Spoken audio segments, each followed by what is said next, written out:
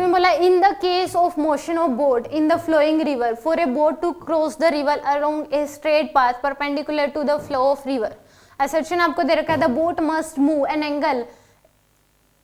Incline more than 90 degree to the direction of flow river. तो ये सही बात है कि अगर उसको अपोजिट, ठीक अपोजिट में पहुंचना है तो रिवर के फ्लो से 90 डिग्री से एंगल ज्यादा होना चाहिए। यानी कि मान लो कि ये रिवर है,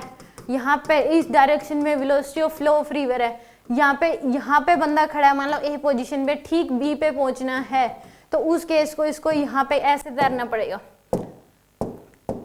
यानी कि कुछ एंगल, ये एंगल क्या हो जाएगा 90, तो 90 से क्या होना चाहिए, ज्यादा होना चाहिए। मान लो इसकी वेलोसिटी v, तो इस केस में इसके दो कंपोनेंट आएंगे v cos थीटा और इधर क्या आएगा v sin थीटा और इधर क्या होगा वेलोसिटी ऑफ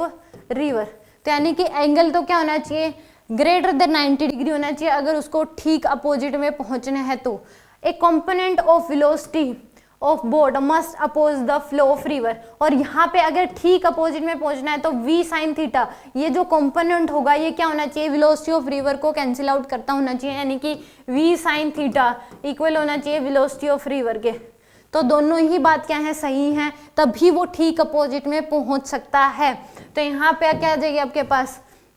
दोनों ही ठीक है, असर्शन और रीजन दोनों करेक्ट है और रीजन करेक्ट एक्सप्लेनेशन भी है असर्शन की। तो both assertion and reason are true and reason is correct explanation of assertion. तो यहाँ पे आपको पता होना चाहिए कि अगर ठीक अपोजिट में पहुंचना है तो उसको क्या करना पड़ेगा कि इधर थोड़ा रिवर के फ्लो से एंगल क्या होना चाहिए ग्रेटर देन 90 डिग्री, इसके दो कंपोनेंट आएंगे और जो रिवर की जो वेलोसिटी है उसको क्या करना होना चाहिए, जो कंपोनेंट है स्पीड ऑफ द स्विमर वो क्या होना चाहिए कैंसिल आउट करते होना चाहिए, तभी वो ठीक अपोजिट में पहुंच सकता है, यानी कि स्ट्रेट पाथ पे जा सकता है ऐसे।